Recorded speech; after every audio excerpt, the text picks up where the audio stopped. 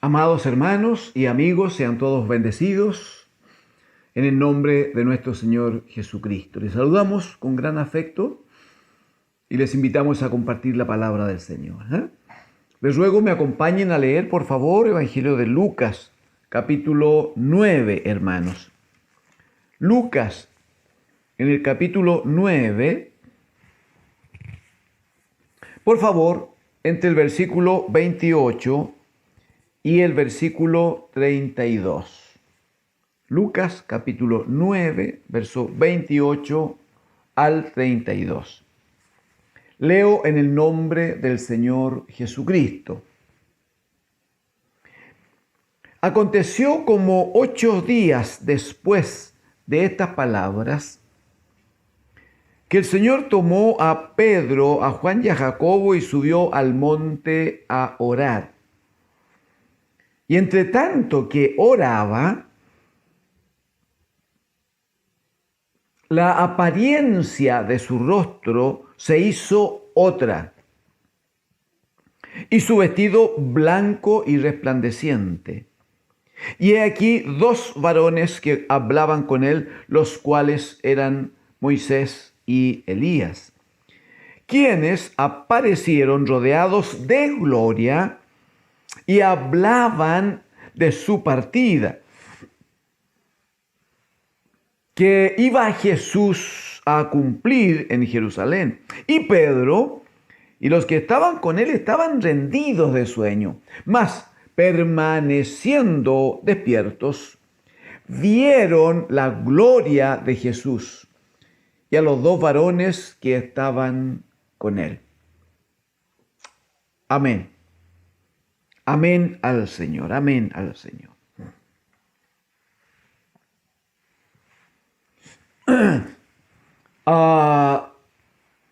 Dijimos en alguna otra ocasión, recién pasada, que una cosa que necesita la iglesia, que es importante, fundamental en la iglesia, es lo que tiene que ver con la oración, amados hermanos. Y si hemos de hablar de oración, ¿quién es claramente el mejor modelo? ¿Quién es el que más nos puede enseñar respecto de eso? Sino Jesucristo, el bendito Hijo de Dios.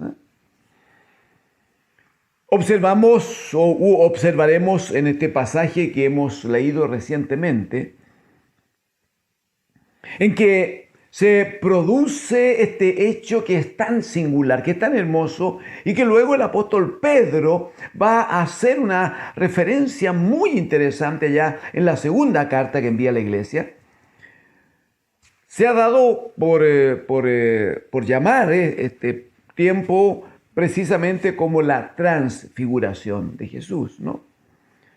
Es el tiempo en que dice, literalmente lo hemos leído así, usted puede tener a la vista la Biblia, dice que lo que el Señor hizo fue ir al monte, expresamente dice, fue al monte a orar. No fue a hacer gimnasia, no fue de paseo, no. Él fue al monte a orar, a buscar un tiempo de quietud, de tranquilidad, de soledad. Necesitaba comunicarse con su Padre. Muy bien. Pero dice, y mientras estaba orando, mientras, versículo número 29, ¿no? Y entre tanto que oraba, la apariencia de su rostro se hizo otra, cambió el rostro que los discípulos conocían, y su vestido se hizo blanco y resplandeciente, y además apareció acompañado con 2 varones que describe aquí la escritura que eran Moisés y Elías. Este tiempo no es cualquier tiempo, amados hermanos. Es el tiempo en que por segunda vez el Padre abre los cielos y deja oír su voz de trueno para declarar: este es mi Hijo amado, en él tengo complacencia. Este es mi Hijo amado, a él oíd, dijo el Señor. Entonces es un tiempo muy importante, es un tiempo trascendente en la vida del Señor, en el proceso que llevaba adelante, pero también lo era en la vida de los discípulos. Imagínense lo que esto significaba para ellos, estar presente en ese momento. Cuando está Jesucristo, su Maestro, el Señor, el que enseñaba, el que sanaba a los enfermos. Ellos no tenían todavía revelación de que Jesucristo es el Señor, el Hijo del Dios de los cielos. Ellos tenían un gran Maestro, un gran hombre, pero empiezan a participar de este tipo de situaciones que claramente van a provocar un entendimiento superior en ellos, no hay duda de eso. Lo que queremos hacer notar, hermanos, ya lo hemos dicho en que el Padre da testimonio de su Hijo aquí. También a lo menos debemos decir que es interesante el hecho de que aparezcan allí el más alto de los hombres que gobernaron, de los hombres que fueron líderes en Israel, el más alto de aquellos que llevaron adelante una verdadera proeza histórica. Cuando Moisés, usado por el Señor, libera a Israel de la esclavitud de Egipto, más de 400 años, y les lleva, hermanos, a través del desierto, en un paraje difícil, rudo, como sabemos, con dificultades de agua, de comida. Sin embargo, Moisés, en la gracia del Señor, les guía, les lleva, no, les mantiene y finalmente los entrega cuando están a punto de entrar a la tierra prometida. Tremendo hombre de Dios. La Escritura da gran testimonio de Moisés y dirá en Hebreos capítulo 3 que Moisés fue fiel en todo en la casa de Dios. Pero también estaba Elías, aquel gran siervo de Dios, gran profeta de Dios, aquel hombre que con una oración suya hacía descender fuego del cielo. Entonces, todo esto conforma un cuadro, una figura que yo quiero invitar, si el Espíritu del Señor me usa en esto, quiero invitar a la iglesia a estar un poquito atenta. Porque lo que aquí hay es una forma, es un modelo. Lo que aquí hay es una manera de conducirse que debemos tomar ahora, hermanos. Que debemos vivir, que debemos asumir, que debemos aprender. Jesucristo el Señor se va a la montaña y va a orar. Y si ustedes me acompañan en el versículo número 32, dice que y Pedro y los que estaban con él, que estaban rendidos de sueño, más, dice, permaneciendo despierto, observe la frase que viene. Dice, vieron la gloria de Dios, vieron la gloria de Jesús, la gloria del Padre en su Hijo. Vieron la gloria de Jesús.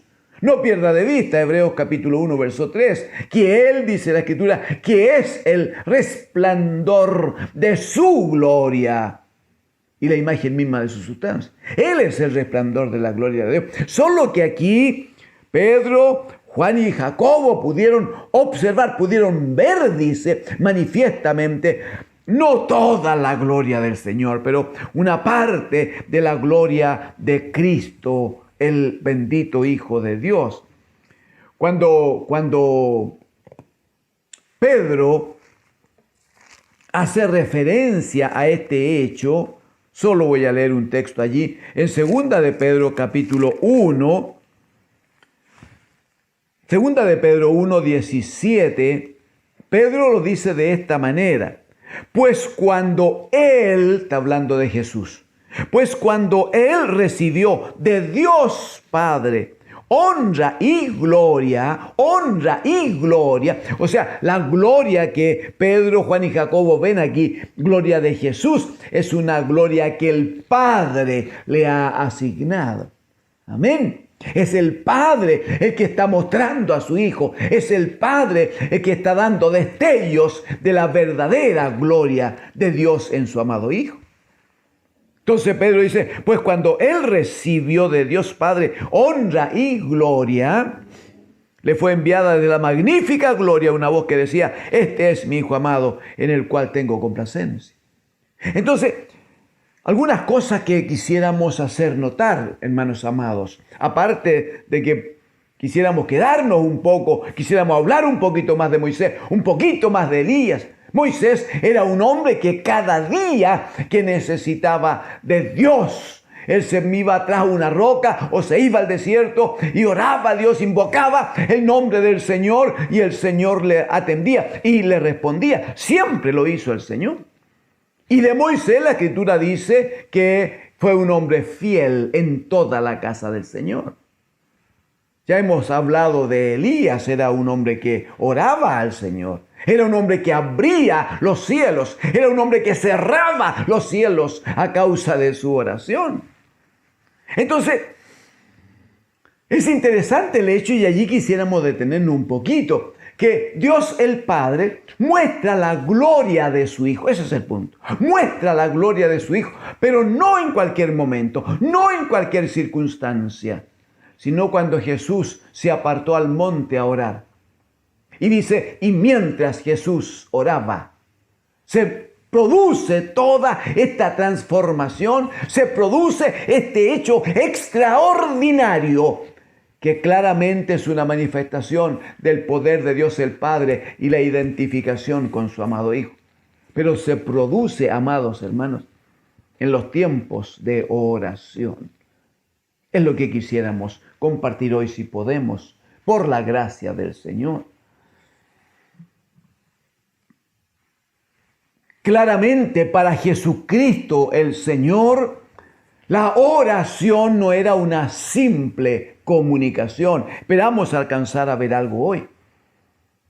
La oración para Jesús no era una simple comunicación, como no debe serlo para la iglesia, hermanos. No es una simple comunicación, no es decir cosas. No, por favor, no es decir cosas, no es cumplir con una ceremonia religiosa. No es salvar cierta responsabilidad y voy a orar para que cuando pregunten si oramos, entonces yo levanto la mano y quedo bien. No. La oración es mucho más que una comunicación. La oración debe llegar a constituirse en una comunión con Dios el Padre. Debe ser un trabajo de vida, amados hermanos.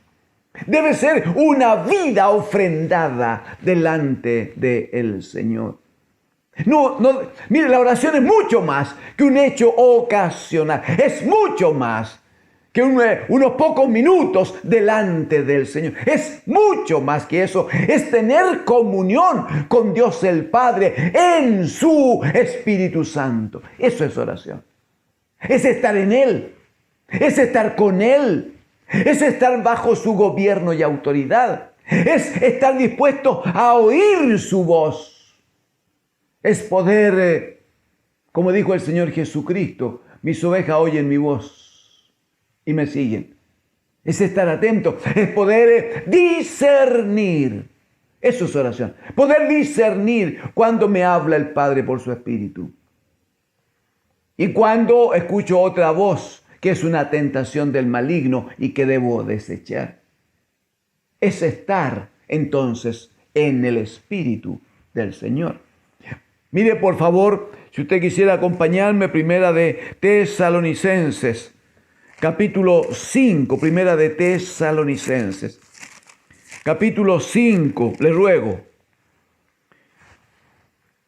Primera de Tesalonicenses, capítulo 5. Ya lo tiene, espero.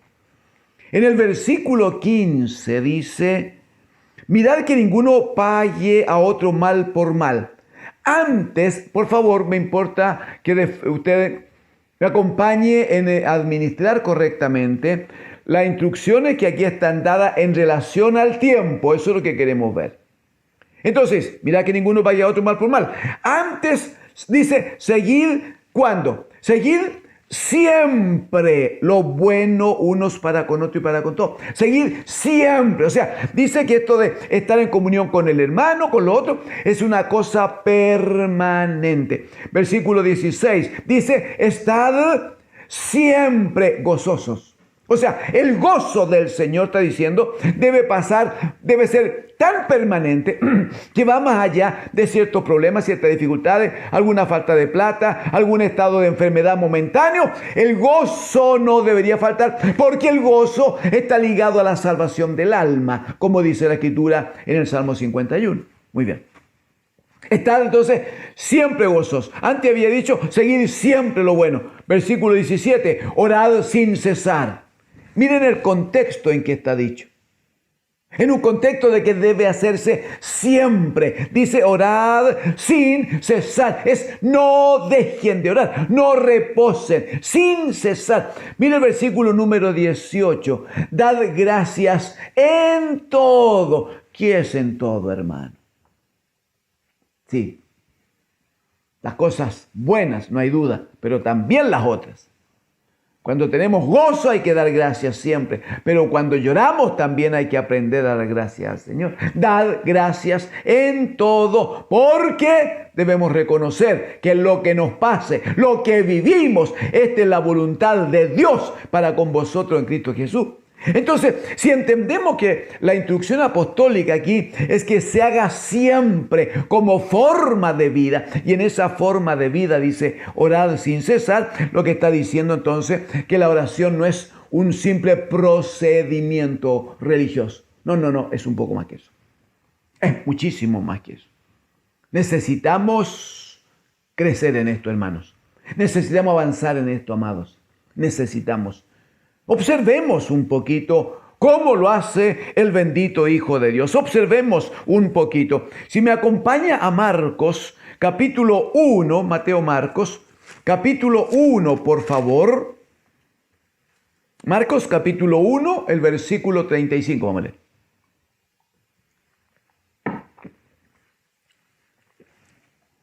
Es la frase la que nos importa. Marcos 1:35 dice, levantándose muy de mañana. Está hablando de los tiempos en que todavía hay oscuridad, cuando el día todavía no se ha manifestado. Ese es el punto. Levantándose muy de mañana, siendo aún muy oscuro. Hermano, no exagero si lo que aquí está dicho hace referencia a un levantarse así como pasada la medianoche. Levantándose muy de mañana, siendo aún muy oscuro, salió y se fue a un lugar desierto y allí, aleluya, allí oraba. Pero es un trabajo muy de mañana. Es una necesidad. Amén. Es una necesidad. Es una búsqueda incesante. No es que primero duermo y si luego me queda tiempo oro. No es que primero descanso y después oro. No. Dejó el descanso, dejó el reposo, para muy de mañana siendo muy oscuro. Apartarse a un lugar oscuro, a un lugar aparte, desierto. No hay duda que oscuro también todavía. Pero apartarse a un lugar desierto y allí tomar la comunión con el Padre. Si usted me acompaña a Lucas capítulo 6. Lucas capítulo 6, amados hermanos. Mire por favor Lucas capítulo 6. Mire por favor los versículos 12 y 13. 12 y 13. Las lecturas estas son habitualmente cortas, porque lo que queremos es mostrar por las Escrituras cuál es la forma y cuáles son los tiempos en que la iglesia debe dedicar, debe apartar, debe predisponer para estar en comunión con Dios el Padre en oración. Lucas capítulo 6, verso 12. Dice, en aquellos días Él fue al monte a orar y pasó la noche orando a Dios. Verso 13. Y cuando era de día, llamó a sus discípulos y escogió a 12 de ellos, a los cuales también llamó apóstoles. Pero observen el versículo 2, lo del 3 es muy importante porque uno dice, pero es que ¿cómo pudo estar toda la noche orando y por qué tanta oración? Sí, porque en el 13 va a decir que él tenía una alta responsabilidad. Él debía al día siguiente elegir a los 12 amigos de trabajo, a los 12 cercanos con los que iba a llevar adelante la tarea. Entonces necesitaba dirección, necesitaba trato del Espíritu, necesitaba que la acción del Padre se manifestara fuertemente en él. ¿Y qué hace? Busca ayuda, pide dirección, pide gobierno, pide gracia, pide sabiduría. ¿Cómo se consigue todo eso? Sino a través de la oración. ¿Y qué hace? Pasa la noche orando a Dios. Pasa la noche orando a Dios. Por favor, Marcos capítulo 6. Marcos capítulo 6. Está ahí al ladito, ¿no? Marcos capítulo 6. Mira el versículo 45, por favor.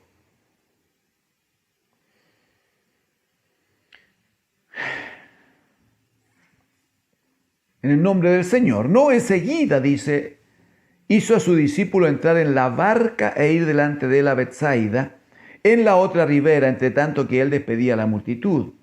O sea, habían terminado un milagro con mucha gente, y él le dice, ya, mientras yo despido a la gente, ustedes suben a la barca y se van al otro lado. Y se quedó allí con la gente, diciendo, el Señor les bendiga, vayan en paz, el Señor les cubre, hay bendición del Señor, vayan en quietud. Muy bien. Versículo 46. Y después que las hubo despedido, se fue al monte a... Ahora, viene a mí por la gracia del Señor un texto del Evangelio de Juan, amados hermanos. No importa si no lo busca, no importa, es un solo texto que yo se lo puedo leer con mucho gusto. Dice en Juan capítulo 6, que vino a mí porque es un momento paralelo a este. También Juan habla en el capítulo 6 de cuando alimentó a los 5,000 hombres, más mujeres y niños. Pero dice en el versículo 15, después que todos hubieron comido, dice, pero entendiendo Jesús que iban a venir para apoderarse de él y hacerle rey, volvió a retirarse al monte él solo. Volvió a retirarse del monte él solo. Primero, está hablando de una tentación. Entendió él que iban a venir para tomarlo y levantarlo en anda seguramente y proclamar y decir, este es nuestro rey. Entonces lo que hace es prontamente desaparecer e irse al monte. Aquí en Marcos, en el capítulo número 6, el versículo 45 dice que hizo entrar a los discípulos en la barca, él despidió a la gente, se quedó solo, verso 46, y después que lo hubo despedido se fue, dice, al monte. Lo mismo que dice Juan, solo que aquí dice expresamente Marcos que se fue al monte a orar. Y al venir la noche, hermanos, la barca estaba en medio del mar y él solo en tierra y viéndole remar con gran fatiga, porque el viento le era contrario. Mire, cerca de la cuarta vigilia de la noche, vino a ellos andando sobre el mar y querían adelantarse. Significa que él estuvo orando allí en el monte solo hasta 2-3 horas antes de que el día amaneciera.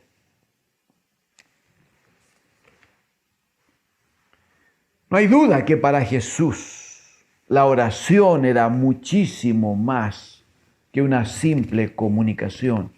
Él oraba de madrugada, él oraba de noche, él oraba en tiempos de gozo. Usted tiene Lucas, está en Lucas allí. Si me acompaña a Lucas capítulo 10, verso 21, Lucas capítulo 10, verso 21, dice, en aquella misma hora, Jesús se regocijó en el Espíritu y dijo, yo te alabo, Padre, Señor del cielo y de la tierra. ¿Usted está de acuerdo conmigo que estaba orando, cierto? Con comunicación, pero comunión, ¿no? Yo te alabo, oh Padre, Señor del cielo y de la tierra, porque escondiste estas cosas de los sabios y entendidos y las has revelado a los niños. Sí, Padre, porque así te agradó. Estaba regocijado en tiempo de gozo, en tiempo en que su alma estaba llena de gozo y paz. Él oraba y alababa y daba glorias al Padre. ¿Y qué hay de los tiempos de aflicción? Mire Marcos capítulo 14, por favor. Marcos capítulo 14, versículo 32, amados hermanos. 14:32. Vinieron pues a un lugar que se llama Getsemaní y dijo a sus discípulos: sentaos aquí entre tanto que yo oro. Y tomó consigo a Pedro, a Jacobo y a Juan y comenzó a entristecerse y a angustiarse y les dijo: mi alma está muy triste. Esa era la circunstancia. Mi alma está muy triste hasta la muerte. Quedaos aquí, velad. 35. Y yéndose un poco adelante se postró en tierra y oró que si fuese posible pasase de él aquella hora. Y decía: Abba Padre, oh papito, Abba Padre, todas las cosas son posibles para ti. Aparta de mí esta copa, mas no lo que yo quiero, sino lo que tú. El evangelista Lucas va a decir en el capítulo 22 que estando en este tiempo del Getsemaní, va a decir que su sudor era como grandes gotas de sangre, pero dice que él oraba más, cada vez oraba más intensamente, con mayor fuerza, con mayor necesidad, buscando esta dependencia del Padre, porque él entendía claramente que no iba a poder solo. Hebreos en el capítulo 5 va el Espíritu a dar referencia y va a decir a partir del versículo 7 que él, aunque era hijo, dice, aunque era hijo, pero con clamor y lágrima, con súplica, ¿no? En una oración permanente, hermanos. Dice que él oraba al Padre y decía que el Padre le oía, pero le oía, dice, por su temor reverente. No es que él tomaba una postura cuando iba a orar. Él tenía una dependencia, un temor reverente a la soberanía, al gobierno, a la autoridad del Padre. ¿Qué es lo que claramente la iglesia hoy requiere, necesita entender? La oración, más que un hecho aislado y puntual. Hermanos, no estoy diciendo, vamos a conversar estos días acerca de esto. No estoy diciendo que no debamos meternos a la pieza como el Señor nos enseñó. No es que no haya que meterse a la pieza, cerrar la puerta y allí comunicarnos con el Padre. Hermano, hay que hacerlo, debemos hacerlo. Especialmente en estos tiempos que son tan difíciles, con tanta tentación, con tanta lucha espiritual, con tanta guerra, con tanto demonio en el aire que busca afectar nuestra fe. No hay duda que necesitamos quien pueda 2, 3 o a lo menos una vez al día entrar a la pieza, cerrar la puerta y tener este tiempo de comunión con el Padre. Pero, hermanos, es más que la simple comunicación. Hay que buscar la comunión, ese es el punto. Entonces, la comunión se busca, claro, se busca a través de esta oración. Pero cuando termino la oración física, estar de rodillas, cuando termino y salgo de esta pieza donde me introduje para estar privadamente con el Señor, cuando de allí salgo, no corto la comunión con Dios. Y allí viene la instrucción apostólica: dad gracias en todo, orad sin cesar, permanentemente estemos honrando al Padre por sus muchas misericordias. Bendito es el Señor. Mire, el Señor Jesucristo, con esta forma de vida que observamos por causa de la palabra, Él va a tener entonces toda autoridad. De hecho, vamos a cerrar allí hoy. Pero dice Hechos capítulo 1, versículo 1, cuando Lucas inicia el escrito de los Hechos. Él dice, en el primer tratado, oh Teófilo, haciendo referencia al Evangelio de Lucas, en que hemos estado trabajando estos días. Pero lo primero que dice es, en el primer tratado, oh Teófilo, hablé, dice, acerca de todas las cosas que Jesús comenzó a hacer y a enseñar. Hechos capítulo 1, versículo 1. En el primer tratado, Teófilo, hablé acerca de todas las cosas que Jesús comenzó a hacer y a enseñar. Está hablando del primer tratado. El primer tratado es el Evangelio de Lucas, que lleva su nombre. Y hoy hemos estado leyendo en Lucas algunos textos, cómo es que el Señor oraba permanentemente al Padre. Sí, porque Él primero hacía y luego enseñaba. Entonces, ¿qué es lo que enseñó? En Lucas capítulo 18, estoy terminando en esto. Lucas capítulo 18, ¿qué dice el Señor? A todos, pero especialmente a sus discípulos. 18.1 va a decir, también le refirió Jesús una parábola sobre la necesidad de orar siempre. Ahí está otra vez, ¿ve? La necesidad de orar siempre y no desmayar. Permítame en el nombre del Señor, amados hermanos y amigos que están con nosotros, permítanme, si el Espíritu Santo me respalda en esto, llegar a su alma con una exhortación. Puede ser por un problema, quizás una falta de enseñanza, ¿por qué no? Puede ser por los errores propios de las religiones. Puede ser por la convulsión social en que nos movemos, que nos hemos confundido y hemos hecho de la oración un ritual. Y entendemos que en ciertos momentos hay que cumplir con cierta forma o con 2 o 3 minutos de decir algunas cosas. Ojalá el Señor nos permita el tiempo, porque más encima, aparte de que no lo hacemos tan bien, esto de cómo orar al Señor, para agravar la situación, a veces llegamos con un largo pliego de peticiones a decirle, Señor, tienes que resolverme esto y aquello, sanarme y ayudarme y darme más dinero y que me aumenten el sueldo, etc. Hermanos, en el nombre del Señor, permítanme exhortarles. Es tiempo de tomar a partir de las Escrituras la correcta instrucción, el correcto entendimiento. Dios el Padre nos enseñó por su Hijo y lo ha revelado a los apóstoles que necesitamos orar. Pero no podemos orar de cualquier manera, ni orar por cumplir, ni orar por ser religiosos. Necesitamos tener comunión con Dios, nuestro Padre.